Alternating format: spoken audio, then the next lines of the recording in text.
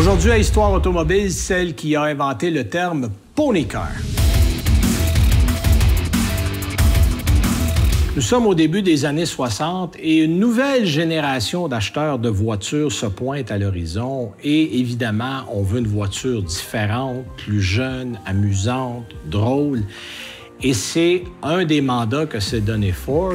Derrière ce mandat-là, il y a Lee Iacocca, qu'on a connu pour l'auto-beaucoup, la minivan, mais c'est d'abord l'homme qui a poussé, qui a mis de l'avant le projet de la Mustang.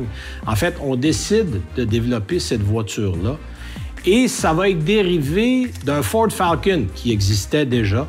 Et c'est un concours organisé à l'intérieur de la compagnie chez Ford, chez les designers, qui va donner le dessin qu'on connaît. En fait, il y a eu un premier concept en 1962, la Mustang 1.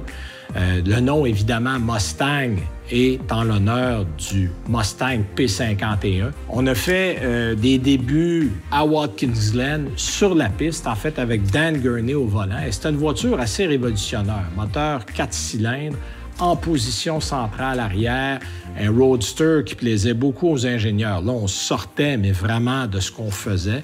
Sauf que du côté de Ford, on trouvait ça peut-être un peu radical pour le grand public. On voulait une voiture populaire et là, c'était peut-être pas assez populaire au goût de certains. Donc, il va y avoir un deuxième prototype, la Mustang 2, qui, elle, se rapproche beaucoup de la version finale de production. En fait, on garde le nom. On trouve le nom Mustang intéressant. Ça a de la fougue, ça a du cran. Ce qui a été extrêmement intéressant de la Mustang, c'est qu'on a procédé différemment du lancement de tout ce qu'on faisait de voiture à l'époque. C'est un véhicule qui a été lancé au printemps 1964, en fait le 17 avril. C'est pour ça qu'on a appelé ça une 1964 et demi. En fait, il y a deux raisons à ça. D'abord, on est hors du circuit des présentations, donc on voulait attirer l'attention du public et des journalistes à l'époque. Et comme il y avait pratiquement jamais de lancement au printemps, on a eu toute l'attention qu'on voulait avoir. Tant et si bien que ça a fonctionné. Écoutez, on a vendu la première journée du véhicule sur le marché, 22 000 unités.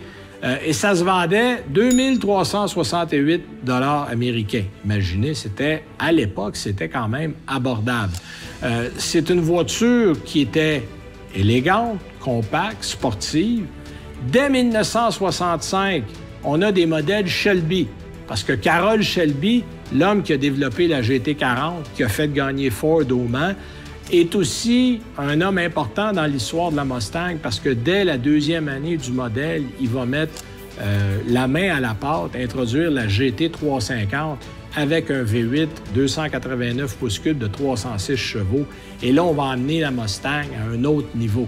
Donc, les années 60 ont été et sont encore aujourd'hui parmi les modèles les plus populaires. On a vu, entre autres, en 1967, la première Shelby 500 GT qui a été mise en vente, qui avait à l'époque, imaginez, un moteur 428 pouces cubes qui produisait 355 chevaux.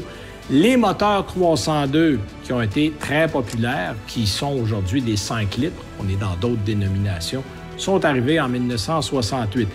Là, on a eu des années plus difficiles. La deuxième génération de la Mustang, celle qu'on appelait la Mustang 2, il faut vous rappeler qu'il y a eu la crise du pétrole qui est arrivée en 1973. Plusieurs voitures sport ont quitté le marché, ont disparu pour à peu près jamais revenir. Il y a eu quelques survivants à cette période difficile. On peut parler de la Corvette pour en nommer une. Certaines voitures sont restées, dont la Mustang, mais la voiture était énormément modifiée, là. Plusieurs spécialistes même, ou plusieurs experts ont de la misère à appeler ça une Mustang. C'était une voiture très différente, qui était plus courte. Imaginez, il y avait un moteur 4 cylindres, 2,3 litres de 90 chevaux. C'est pas très Mustang, ça. Puis même les moteurs V6, à l'époque, produisaient 100 chevaux. Puis on a ramené des moteurs V8 en 75 de 302 pouces cubes, faisaient 130 chevaux. Donc, ça a été des années difficiles. On est arrivé à la troisième génération en 1979. On a vu tranquillement quelques chevaux de plus. Le V8 de 5 litres est revenu. Le 302 a été abandonné, ce moteur-là, en 1980 pour être remplacé par un V8 de 255 pouces cubes qui était plus petit. et qui faisait seulement 119 chevaux.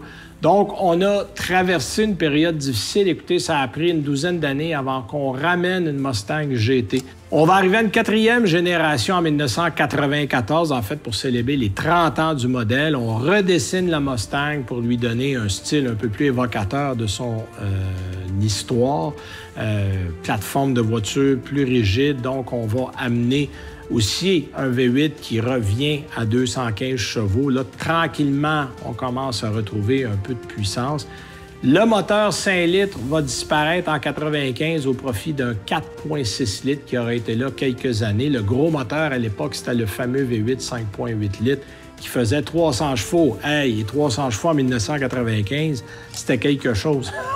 On a ça dans une minivan aujourd'hui, ou presque. Alors, imaginez comment les choses ont évolué.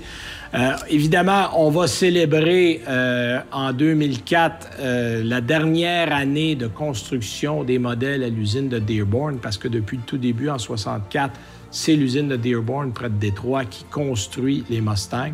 On va déménager tout ça. Pour célébrer dignement les 50 ans du modèle, on va refaire le coup du World's Fair. On va démonter et remonter une voiture qu'on va mettre en haut de l'Empire State Building. On a amené en 2015 une toute nouvelle Mustang avec surtout une suspension arrière indépendante, une première dans l'histoire du modèle. Et parce qu'on est moderne et parce qu'on se tourne vers l'avenir, la nouvelle Mustang, la Mach-E, a été le premier véhicule électrique à porter le nom de Mustang.